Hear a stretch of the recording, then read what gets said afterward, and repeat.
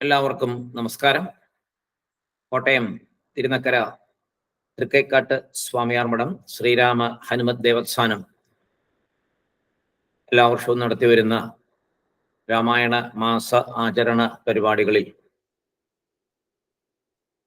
മഠത്തിൽ പ്രവർത്തിക്കുന്ന ശ്രീശങ്കര ആർഷ വിദ്യാപീഠത്തിലെ കുട്ടികൾ അവതരിപ്പിക്കുന്ന രാമായണ കഥ തുടർച്ചയായിട്ടുള്ള പ്രവചനത്തിൽ ഇന്ന് 2 കുട്ടികളാണ് രാമായണ കഥ പറയുന്നത്.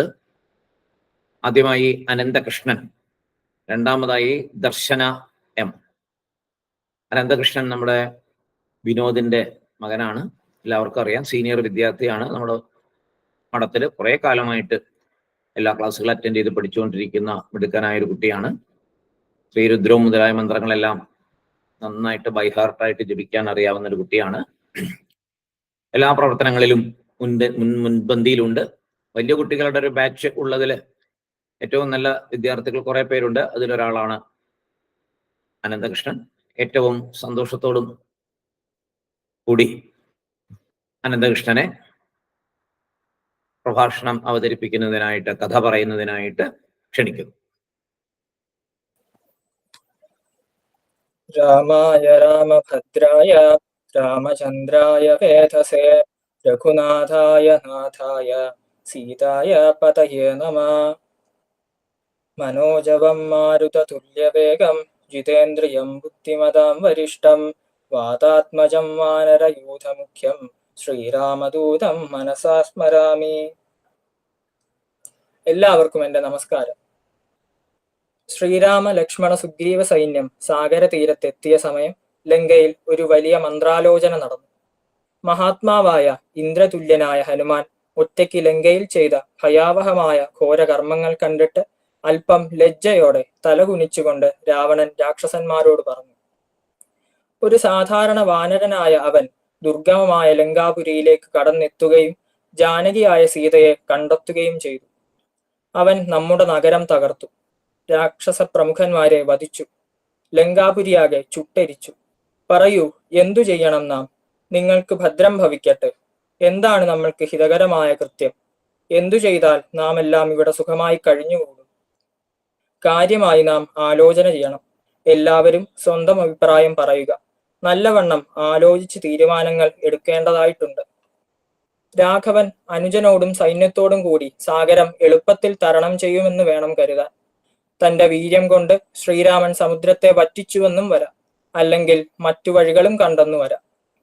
അവസ്ഥ ഇപ്രകാരമായിരിക്കെ വാനരന്മാരോട് വിരോധമുണ്ടായിരിക്കുന്ന സന്ദർഭത്തിൽ ലങ്കാ നഗരത്തിന്റെയും നമ്മുടെ സൈന്യത്തിന്റെയും കാര്യത്തിൽ ഏറ്റവും ഉചിതമായ തീരുമാനങ്ങൾ എന്താണ് എടുക്കേണ്ടതെന്ന് ഭവാന്മാർ ആലോചിച്ച് ഉടനെ അറിയിച്ചാലും എന്ന് രാവണൻ പറഞ്ഞു. രാവണൻ ഇപ്രകാരം പറഞ്ഞത് കേട്ട് പ്രമുഖരായ രാക്ഷസന്മാർ രാവണന്റെ മഹത്വത്തെയും ഇതിനു മുമ്പ് നടന്ന യുദ്ധങ്ങളിലെ എല്ലാം സാമർത്ഥ്യത്തെയും എല്ലാവരെയും പരാജയപ്പെടുത്തിയ കഥകൾ പറഞ്ഞ് രാവണനെ പുകഴ്ത്തി. അതുകൊണ്ട് രാവണൻ ഒരു കാരണവശാലും ഈ ഒരു മനുഷ്യനെ ഭയപ്പെടേണ്ട യാതൊരു കാര്യമില്ല എന്നവർ പറഞ്ഞു. പ്രഹസ്തൻ എന്നു പേരായ ഒരു രാക്ഷസനും ദുർമുഖൻ എന്നു പേരായ മറ്റൊരു രാക്ഷസനും ഞങ്ങൾ ഇപ്പോൾ തന്നെ പോയി രാമലക്ഷ്മണന്മാരെയും ഹനുമാനെയും കൊന്ന് ഉടനെ തിരിച്ചു വരാമെന്ന് വീരവാദം മുഴക്കി. കുംഭകർണപുത്രനായ വീര്യവാനായ നികുംബൻ പറഞ്ഞു, ഞാൻ ഒറ്റയ്ക്ക് പോയി അവരെ നിഹനിച്ചിട്ട് വരാം. ഇങ്ങനെ എല്ലാ രാക്ഷസന്മാരും ഞങ്ങൾ ഒറ്റയ്ക്കൊറ്റയ്ക്ക് പോയി ശ്രീരാമനെയും കൂട്ടരെയും വധിച്ചിട്ട് വരാമെന്ന് വീരവാദം മുഴക്കിക്കൊണ്ടിരുന്ന സമയം രാവണന്റെ അനുജനായ വിഭീഷണൻ തന്റെ വാക്യങ്ങൾ ഇപ്രകാരം ആ സഭയിൽ അറിയിച്ചു. വിഭീഷണൻ പറഞ്ഞു, ജ്യേഷ്ഠ, ത്രിവിധങ്ങളായ ഉപായങ്ങളെ കൊണ്ട് സാധ്യമാകാത്തതിൽ മാത്രമേ, അതായത് സാമദാനവേദങ്ങൾ ഉപയോഗിക്കുവാൻ പറ്റാതെ വരുമ്പോൾ മാത്രമേ ദണ്ഡോപായം ഉപയോഗപ്പെടുത്താവൂ എന്നാണ് മനീഷികൾ പറഞ്ഞിട്ടുള്ളത്. ജനസ്ഥാനത്ത് നിന്ന് ആരുടെ ഭാര്യയെ അപഹരിച്ചു കൊണ്ടുവന്നുവോ ആ രാമൻ മുമ്പ് രാക്ഷസ രാജാവിന് എന്ത് തെറ്റാണ് ചെയ്തിട്ടുള്ളത്? ഖരൻ അതിരുകവിഞ്ഞ അക്രമം ചെയ്തതുകൊണ്ടാണ് യുദ്ധത്തിൽ രാമൻ ഖരനെ വധിച്ചത്. അങ്ങനെ ഇപ്പോൾ വൈദേഹി നമുക്ക് വലിയ ഭയഹേതുവായി മാറിയിരിക്കുന്നു. അപഹരിച്ചു കൊണ്ടുവന്ന അവളെ കൈവിടുകയാണ് വേണ്ടത്. കലഹത്തിനായി പ്രവർത്തിക്കുന്നത് എന്തിന്? വീര്യവാനും ധർമാനുവർത്തിയുമായ ശ്രീരാമചന്ദ്രനോട് നിരർത്ഥകമായ വൈര്യം വെച്ചിരിക്കുന്നത് ശരിയല്ല. മൈഥിലിയെ അദ്ദേഹത്തിന് തിരിച്ചു കൊടുക്കുക. ലങ്കാപുരിയും സമസ്ത രാക്ഷസന്മാരും നാശമായി പോകുന്നതിന് മുമ്പ് തന്നെ മൈഥിലിയെ തിരിച്ചേൽപ്പിച്ചാലും. അല്ലയോ ജ്യേഷ്ഠ, അങ്ങ് പ്രസാദിച്ചാലും മമത്വത്തോടെ എന്റെ വാക്കനുസരിച്ച് പ്രവർത്തിക്കുക. അങ്ങേക്ക് ഹിതകരമായ സത്യമാണ് ഞാൻ പറയുന്നത്.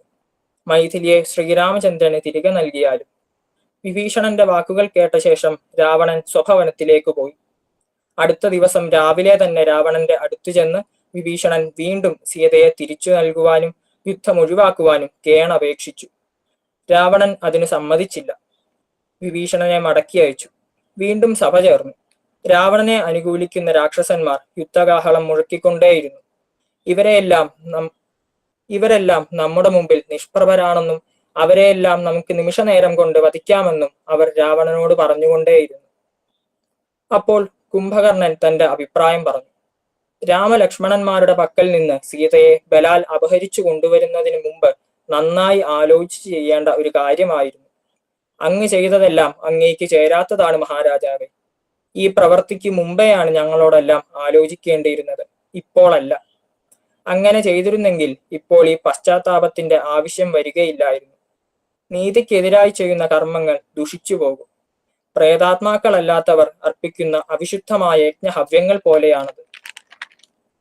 മുമ്പേ വേണ്ടത് പിമ്പേയും പിമ്പേ വേണ്ടത് മുമ്പേയും ചെയ്യുന്നവർക്ക് നീതിയെപ്പറ്റിയും അനീതിയെപ്പറ്റിയും അറിവില്ലാത്തവരായി തീരുന്നു.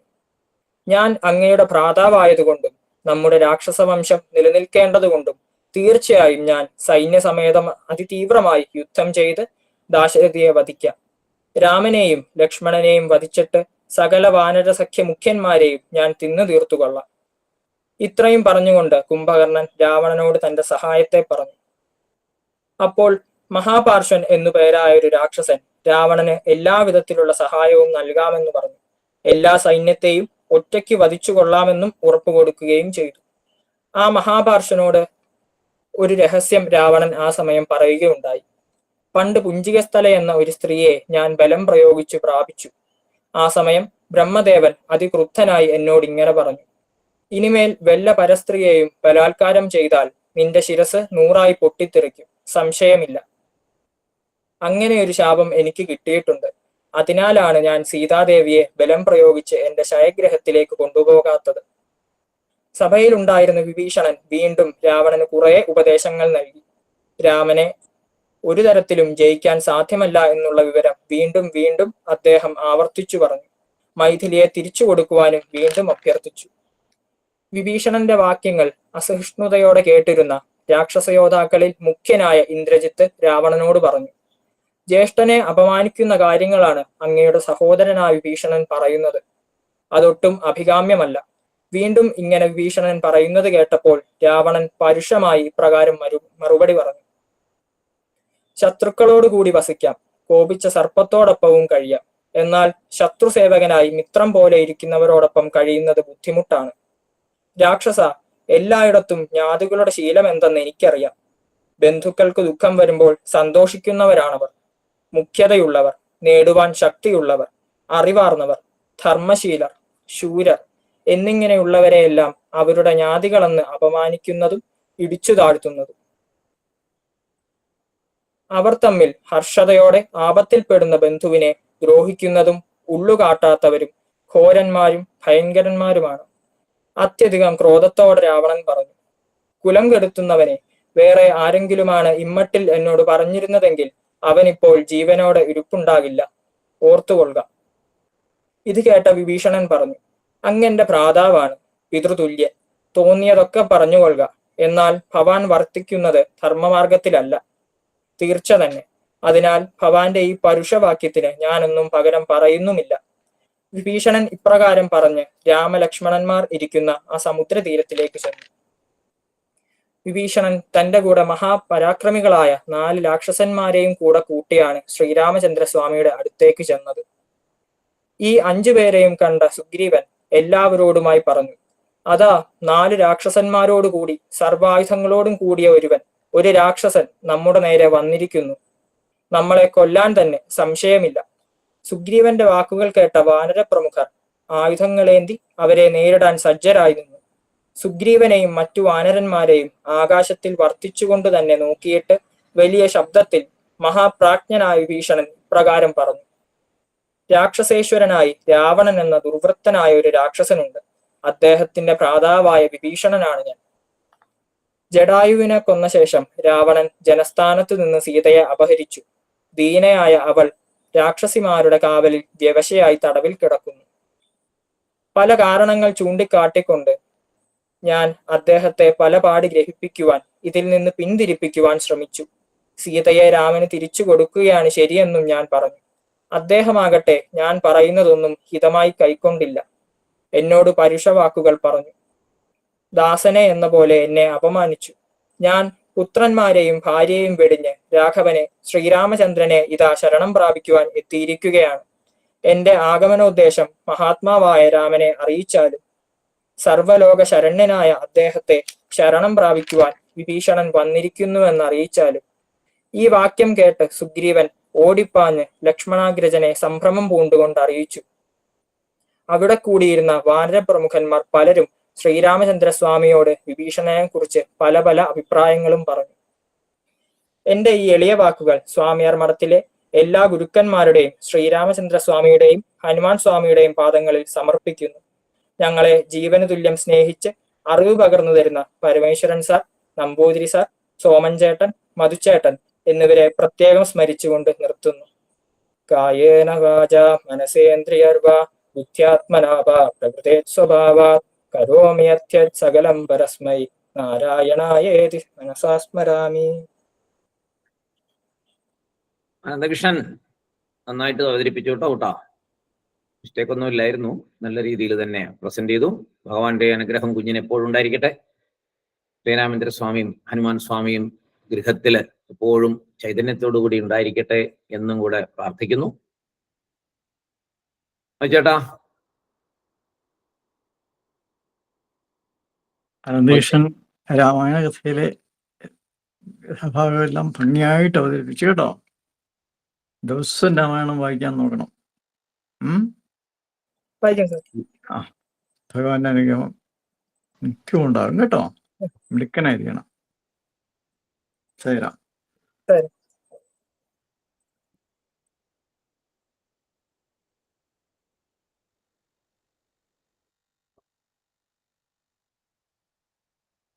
നന്നായിരുന്നു മോനെ കേട്ടോ, വളരെ നന്നായിരുന്നു. നല്ല പ്രസന്റേഷൻ, എല്ലാം ടച്ച് ചെയ്ത് പറഞ്ഞല്ലോ, നന്നായിരുന്നു. അങ്ങനെ അടുത്ത കുഞ്ഞിനെ നമുക്ക് ക്ഷണിക്കാം. അടുത്തത് ദർശന എം. പനച്ചിക്കാടാണ് കുട്ടി. 10ാം ക്ലാസ്സിൽ പഠിക്കുന്നു. നമ്മുടെ മഠത്തിലെ ക്ലാസ്സുകളിലൊക്കെ വളരെ താല്പര്യമുള്ള കുട്ടിയാണ്. പക്ഷെ റെഗുലറായിട്ട് വരാൻ പറ്റാറില്ല, 10ാം ക്ലാസ് ആയതുകൊണ്ടും ദൂരത്തിലായതുകൊണ്ടും. പക്ഷെ ഇപ്രാവശ്യം ഈ പ്രഭാഷണത്തിന്റെ കുട്ടികളിൽ ആരൊക്കെ പേര് തരുന്നതെന്ന് ചോദിച്ചപ്പോൾ ദർശന പേര് തന്നിരുന്നു. അപ്പൊ അവരുടെ അമ്മയുമായിട്ട് കോണ്ടാക്ട് ചെയ്തപ്പോഴത്തേക്കും വലിയ ആഗ്രഹം അവർ പറഞ്ഞു. അങ്ങനെയാണ് ദർശന ഇതില് നമ്മുടെ ഇതിൽ പുതിയതായിട്ടാണ്, ആദ്യമായിട്ടാണ് നമ്മുടെ പ്രഭാഷണ പരമ്പരയിലേക്ക് വരുന്നത്.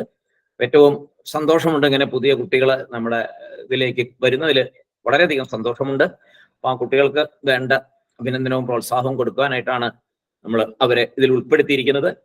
അപ്പൊ ദർശന ഇതിൽ പങ്കെടുക്കുവാൻ താല്പര്യം കാണിച്ചതിൽ വളരെയധികം സന്തോഷം. അത്രയും സന്തോഷത്തോടു കൂടി തന്നെ ദർശനയെ ഇത് അവതരിപ്പിക്കുവാനായിട്ട് ക്ഷണിക്കുകയും ചെയ്യുന്നു. ദർശനയുടെ പാരന്റ്സിനെ പ്രത്യേകം ഇതിൽ അഭിനന്ദിക്കുകയും ചെയ്യുന്നു, ഈ പരിപാടിയിൽ പങ്കെടുക്കാൻ മകളെ പ്രാപ്തമാക്കിയതിൽ. ദർശനയെ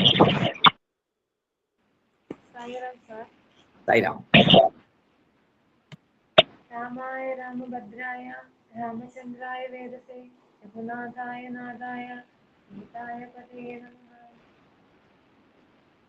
വിഭീഷണന് ആശ്രയം കൊടുക്കുന്നതും സേതുബന്ധനവുമാണ് ഞാൻ ഇനി ഈ പറയുന്ന കഥാഭാഗത്തിൽ ഉൾപ്പെടുത്തിയിരിക്കുന്നത്. ഈ അവസരത്തിൽ ഹനുമാൻ സ്വാമിയുടെ വാക്കുകൾ ശ്രദ്ധേയമാണ്. രാവണന് ദുരാത്മാവിന്റെ അവസ്ഥയും അങ്ങയിൽ വിക്രമത്തെയും കണ്ടിട്ടാണ് ഇദ്ദേഹം വന്നിരിക്കുന്നത്. അത് ഇദ്ദേഹത്തിന്റെ ഗുണദോഷ വിചാരത്തോടു കൂടി ബുദ്ധിക്കൊത്തതുമാണ്. ഇദ്ദേഹം പറയുന്ന കാര്യങ്ങളിൽ ഞാൻ ദുഷ്ടലക്ഷ്യം കാണുന്നില്ല. മുഖം പ്രസന്നമായിരിക്കുന്നു. ഇതിൽ എനിക്ക് ആശങ്ക ഒട്ടും ഉണ്ടായിരിക്കുന്നുമില്ല. അങ്ങയുടെ സമാരംഭം, രാവണന്റെ അധർമ്മ പ്രവൃത്തികൾ, ബാലിയെ രാമൻ വധിച്ചത്, സുഗ്രീവനെ രാജാവായി അഭിഷേകം ചെയ്തത് എല്ലാം ആലോചിച്ച് ഇദ്ദേഹം ബുദ്ധിപൂർവം ഇങ്ങോട്ട് പോന്നിരിക്കുകയാണ്. അതുകൊണ്ട് ഇദ്ദേഹത്തെ നമുക്ക് സ്വീകരിക്കാവുന്നതാണ്. വായുസുതന്റെ വാക്കുകൾ കേട്ട് പ്രസന്നാത്മാവും ദൂർദർശനും ശത്രുവാനുമായ രാമൻ ഇപ്രകാരം തന്റെ അഭിപ്രായം വെളിപ്പെടുത്തി: മിത്രഭാവത്തോട് വരുന്ന ഒരാളെയും ഞാൻ ഒരു തരത്തിലും ത്യജിക്കുകയില്ല. അയാൾക്ക് ദോഷമുണ്ടായിരുന്നാൽ പോലും സത്തുക്കൾ അർഹിതമായി കാണുന്ന രീതി അതാണ്. അപ്പോൾ സുഗ്രീവൻ അദ്ദേഹത്തിന്റെ വാക്കുകളെപ്പറ്റി ചിന്തിച്ച് ശുഭകരമായ വാക്കുകൾ പറഞ്ഞു. ദുഷ്ടനോ നല്ലവനോ ആകട്ടെ, എന്തിനാണ് ഈ രജനീചരൻ ഇത്രയും വലിയ ആപത്തിൽ അകപ്പെട്ട ഭ്രാതാവിനെ പരിത്യജിക്കുന്നത്? സുഗ്രീവന്റെ വാക്കുകൾ കേട്ട ശ്രീരാമചന്ദ്രൻ ഇപ്രകാരം പറഞ്ഞു: ശ്രുതിസ്മൃതികൾ പഠിക്കാതെയും ജ്ഞാനവൃദ്ധരെ സേവിക്കാതെയും ഇപ്രകാരമുള്ള നല്ല വാക്കുകൾ പറയാൻ ആർക്കും കഴിയുകയില്ല. സുഗ്രീവൻ ആ വിഭീഷണൻ രാവണന്റെ ചാരനാണെന്നും അവനെ വധിക്കുന്നതാണ് നല്ലതെന്നും ശ്രീരാമചന്ദ്രസ്വാമിയോട് പറഞ്ഞു. അപ്പോൾ ശ്രീരാമചന്ദ്രസ്വാമി പറഞ്ഞു: അവൻ ദുഷ്ടനാവട്ടെ നല്ലവനാവട്ടെ, ആ രജനീചരന് എന്നെ അല്പം പോലും ദ്രോഹിക്കുവാനുള്ള ശക്തിയില്ല. കപിരാജാവേ, പിശാചർ, ദാനവർ, യക്ഷന്മാർ എന്നുവേണ്ട ലോകത്തിൽ ആരെയും ഞാൻ മനസ്സ് വെച്ചാൽ വിരൽ തുമ്പുകൊണ്ട് വധിക്കാവുന്നതേയുള്ളൂ. ശരണാഗതനായ ശത്രുവിനെ പോലും കൈകൂപ്പി ദീനനായി അർപ്പിക്കുന്ന വേളയിൽ കൊല്ലാൻ പാടില്ല. കാരുണ്യധർമ്മം കൈക്കൊള്ളണം. ഈ സന്ദർഭത്തിലാണ് പ്രസിദ്ധമായ സഹൃദേവ പ്രപന്നായ തവാസ്മി വിജയാചതേ അഭയം സർവഭൂതേഭ്യോ ദദാത്മേതത് വ്രതം മമ എന്ന ശ്ലോകം. ഈ ശ്ലോകത്തിന്റെ അർത്ഥം ഇതാണ്: എല്ലായ്പ്പോഴും ഞാൻ അങ്ങയെ ശരണം പ്രാപിക്കുന്നു എന്ന് യാചിക്കുന്നവന് ഞാൻ അഭയമരുളും. ഏത് ഭയഹേതുവിൽ നിന്നും അഭയമരുളും. അതാണ് എന്റെ നിഷ്ഠ. ഈ രാമവചനമാണ് ഏറ്റവും പ്രസിദ്ധമായ വചനം. അല്ലയോ വാനരശ്രേഷ്ഠ, ഞാൻ അവന് അഭയം നൽകിയിരിക്കുന്നു. വിഭീഷണനാകട്ടെ രാവണൻ തന്നെയാകട്ടെ, സുഗ്രീവ, അദ്ദേഹത്തെ ഇങ്ങോട്ട് ആനയിക്കുക. രാഘവൻ അഭയം നൽകിയപ്പോൾ രാവണനുജനായ ആ വിഭീഷണൻ 4 രാക്ഷസന്മാരോട് കൂടി ശ്രീരാമചന്ദ്രസ്വാമിയുടെ പാദങ്ങളിൽ വീണ് ധർമ്മയുക്തവും യുക്തിയുക്തവും ഹർഷമുളവാക്കുന്നതുമായ വാക്കുകൾ പറഞ്ഞു. ഞാൻ രാവണന്റെ അനുജനാണ്. അദ്ദേഹം എന്നെ അപമാനിച്ചു വിട്ടു. സർവഭൂതങ്ങൾക്കും ശരണ്യനായ ഭവാനെ അഭയം പ്രാപിക്കാൻ എത്തിയിരിക്കുകയാണ്. ലങ്കയെയും മിത്രങ്ങളെയും ഐശ്വര്യത്തെയും എല്ലാം നാം പരിത്യജിച്ചുകൊണ്ട് എനിക്ക് രാജ്യവും ജീവിതവും സുഖങ്ങളുമെല്ലാം അങ്ങയിലാണ് അടങ്ങിയിരിക്കുന്നത്. വിഭീഷണൻ ഇപ്രകാരം ശരണാഗതി പറഞ്ഞപ്പോൾ ശ്രീരാമചന്ദ്രസ്വാമി വിഭീഷണന് അഭയം കൊടുത്തു. ശേഷം രാക്ഷസന്മാരുടെ ബലാബലങ്ങളെ പറ്റി എന്തെല്ലാമാണോ അറിവുള്ളത് അതെല്ലാം എന്നോട് പറയുക എന്ന് പറഞ്ഞു. ഇത് കേട്ട വിഭീഷണൻ രാവണന്റെ പരാക്രമങ്ങളെക്കുറിച്ചും രാവണന്റെ അനുജനും തന്റെ ജ്യേഷ്ഠനുമായ കുംഭകർണനെ കുറിച്ചും സേനാധിപതിയായ പ്രഹസ്തനെ കുറിച്ചും ഇന്ദ്രജിത്ത് ആ മഹാമായാവിയെ കുറിച്ചും കൂടുതലായി ശ്രീരാമചന്ദ്രസ്വാമിയെ പറഞ്ഞു കേൾപ്പിക്കുന്നു. അഗ്നിഭഗവാനെ തപസ്സുകൊണ്ട് തർപ്പണം ചെയ്തിട്ടാണ് യുദ്ധത്തിൽ പടനടുവിൽ വർത്തിക്കുന്ന ഇന്ദ്രജിത്ത് അദൃശ്യനായി തന്റെ മായയാൽ ശത്രുവധം ചെയ്യുന്നത്. മഹോദര മഹാപാർഷന്മാർ, അകമ്പൻ എന്നീ രാക്ഷസന്മാരെ കുറിച്ചും ശ്രീരാമചന്ദ്രസ്വാമിയോട് വിഭീഷണൻ പറഞ്ഞു. 10,000 കോടി രാക്ഷസന്മാരാണ് രാവണന്റെ സൈന്യത്തിൽ എന്ന് പറഞ്ഞു. ഇത്രയും കേട്ട ശ്രീരാമചന്ദ്രസ്വാമി ദശഗ്രീവനെ പ്രഹസ്തനോടും ആത്മജന്മാരോടും കൂടി കൊന്നു മുടിച്ചതിനു ശേഷമേ താങ്കളെ ഞാൻ രാജാവായി വാഴിക്കാം. ഇത് സത്യമായി മനസ്സിലാക്കുക എന്ന് പറഞ്ഞു. രാവണൻ രസാതലത്തിലോ പാതാളത്തിലോ പിതാമഹാലോകത്തിലോ പോയാലും അവന് ജീവൻ രക്ഷിക്കാനാവുകയില്ല. രാവണനെയും പുത്രന്മാരെയും ബന്ധുക്കളെയും കൊന്നൊടുക്കിയതിനു ശേഷമേ ഞാൻ അയോധ്യയിലേക്ക് പ്രവേശിക്കുകയുള്ളൂ. എന്റെ 3 സഹോദരന്മാരാണ് സത്യം. ഈ ശ്രീരാമ വാക്കുകൾ കേട്ട വിഭീഷണൻ വീണ്ടും പറഞ്ഞു: രാക്ഷസന്മാരെ വധിക്കുന്നതിലും ലങ്കയിലേക്ക് പ്രവേശിക്കുന്നതിലും ഞാൻ എനിക്ക് ശക്തി ഉള്ളതുപോലെ സഹായം ചെയ്യുന്നതാണ്. സൈന്യത്തിലും ഞാൻ ചേർന്നുകൊള്ളാം. ഇപ്രകാരം പറഞ്ഞ വിഭീഷണനെ ഭഗവാൻ ശ്രീരാമചന്ദ്രസ്വാമി ആലിംഗനം ചെയ്തു. ഈ സമയം ഹനുമാനും സുഗ്രീവനും വിഭീഷണനോട് ചോദിച്ചു: ഈ അക്ഷോഭ്യമായ മഹാസാഗരത്തെ തരണം ചെയ്യുന്നതെങ്ങനെ? മഹാസാഗരത്തെ തരണം ചെയ്യുവാനായി രാജാവായ രാഘവൻ സമുദ്രത്തെ ശരണം പ്രാപിക്കണം. സാഗര രാജാവാണ് അനന്തമായ ഈ മഹാസാഗരത്തെ കുഴിച്ചുണ്ടാക്കിയത്. ജ്ഞാനിയായ രാമന്റെ കാര്യത്തിന് മഹോദധി വേണ്ടത് ചെയ്യും. സമുദ്രത്തെ ശരണം പ്രാപിക്കുവാനായി ശ്രീരാമചന്ദ്രൻ സമുദ്രതീരത്ത് ദർഭ വിരിച്ചുണ്ടാക്കിയ വേദിയിൽ ഇരുന്ന് യജ്ഞവേദിയിൽ അഗ്നിയെ പോലെ, പിന്നെ സാഗരതീരത്ത് ദർഭകൾ വിരിച്ച് പ്രണമിച്ച് കിഴക്കോട്ട് തല വെച്ച് രാഘവൻ കിടന്നു. ദർഭ വിരിച്ച നിലത്ത് നിയമനിഷ്ഠയിൽ നിന്നും വ്യതിചലിക്കാതെ 3 രാത്രിയിൽ ശ്രീരാമചന്ദ്രസ്വാമി അവിടെ കിടന്നു. അങ്ങനെ സാഗരത്തെ ഉപാസന ചെയ്തു. ഇപ്രകാരം വിധിയാവണ്ണം രാമൻ ഉപാസന ചെയ്തിട്ടും സാഗരദേവൻ തന്റെ രൂപം രാമന് പ്രത്യക്ഷമാക്കിയില്ല. സാഗരദേവൻ പ്രത്യക്ഷപ്പെടാത്തതിനാൽ കോപം കൊണ്ട് ജ്വലിച്ച ശ്രീരാമചന്ദ്രൻ തന്റെ ദിവ്യാസ്ത്രം എടുത്ത് സാഗരത്തെ ലക്ഷ്യമാക്കി പ്രയോഗിക്കാൻ ആരംഭിച്ചു. അപ്പോൾ ഭയന്നു വിറച്ചുകൊണ്ട് സമുദ്രമധ്യത്തിൽ നിന്ന് സാഗരദേവൻ പൊങ്ങി വന്നു. സുമേരു പർവ്വതത്തിൽ നിന്നും ഉദിച്ചുയരുന്ന സൂര്യനെ പോലെ കടൽ കടന്ന് അക്കരെ എത്താൻ വേണ്ടുന്നത് ഞാൻ ചെയ്തു തരാം. തരണം ചെയ്യുമ്പോൾ സേനയെ ഗ്രഹാദികൾ ഉപദ്രവിക്കുകയില്ല.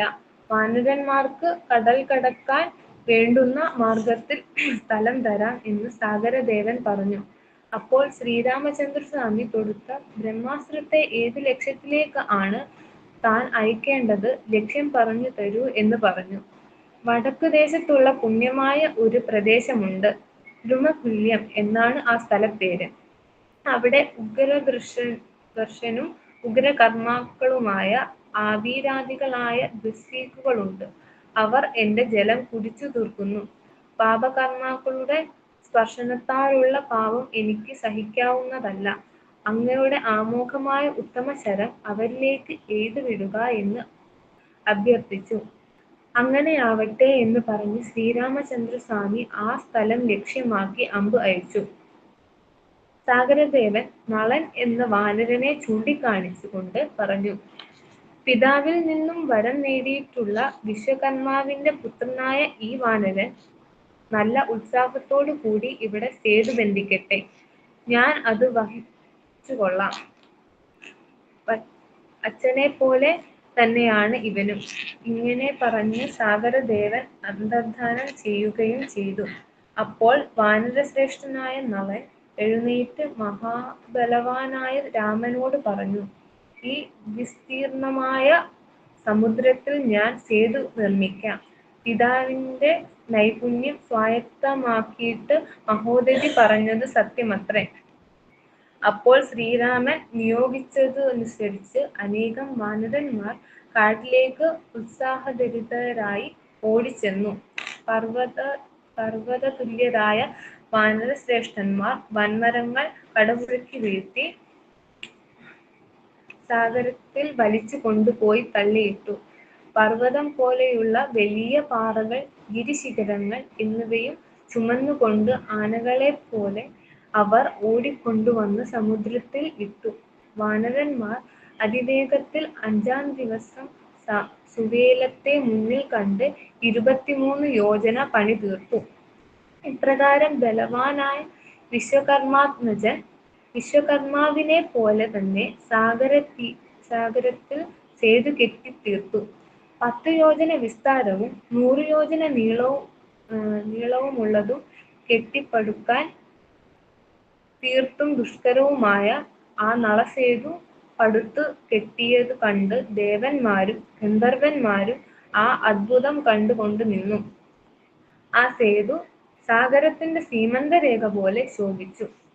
സൈന്യത്തിന്റെ മുൻപിൽ വില്ലാളിയും ധർമാത്മാവുമായ രാമൻ ഹനുമാന്റെ തോളിലും ലക്ഷ്മണൻ അങ്കദന്റെ തോളിലുമായി സുഗ്രീവൻ സമേതനായി സൈന്യത്തിന്റെ മുൻപിൽ വാനരന്മാരോടെല്ലാം ഒപ്പം അവർ ലങ്കയെ ഉദ്ദേശിച്ച് സേതുവഴിയായി കടലിനക്കരെ എത്തി.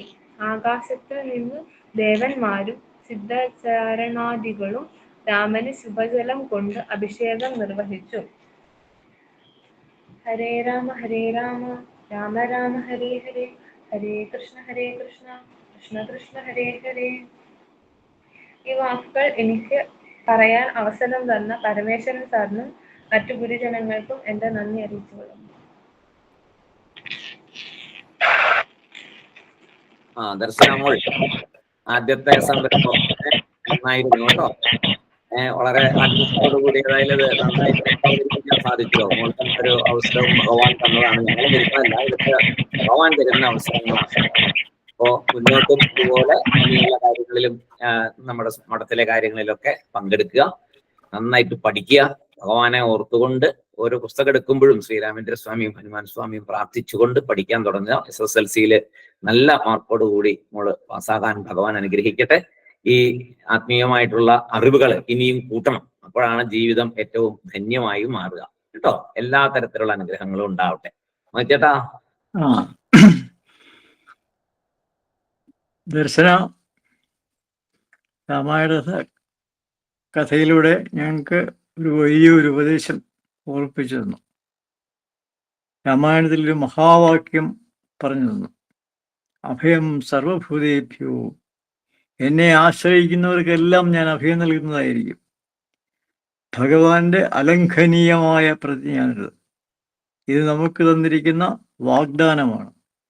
നമ്മൾ ആശ്രയിക്കുക മാത്രം ചെയ്താൽ മതി. എല്ലാ സുഖവും സന്തോഷവും സർവൈശ്വര്യങ്ങളും ഭഗവാൻ ശ്രീരാമചന്ദ്ര സ്വാമിയോട് തന്നിരിക്കും. കഥാമധ്യേ ദർശന പറഞ്ഞു തന്ന ഈ കഥാഭാഗം ഒരിക്കലും മറക്കില്ല. ദർശന ഈ വാക്കുകൾ പ്രയോഗത്തിൽ വരുത്തുകയും ഭഗവാനെ പൂർണ്ണമായി ആശ്രയിക്കുകയും ചെയ്യുക. എല്ലാ ഐശ്വര്യങ്ങളും ദർശനയ്ക്കുണ്ടാകും. കുടുംബത്തിനും നന്ദി, നമസ്കാരം. വളരെ നന്നായിരുന്നു ദർശനമോളെ, നന്നായിരുന്നു കേട്ടോ. ആദ്യമായിട്ട് പറയുന്നതായിട്ട് തോന്നുന്നില്ല. നന്നായിരുന്നു. Okay, all the best. Maheshan cut ചെയ്യാമേ.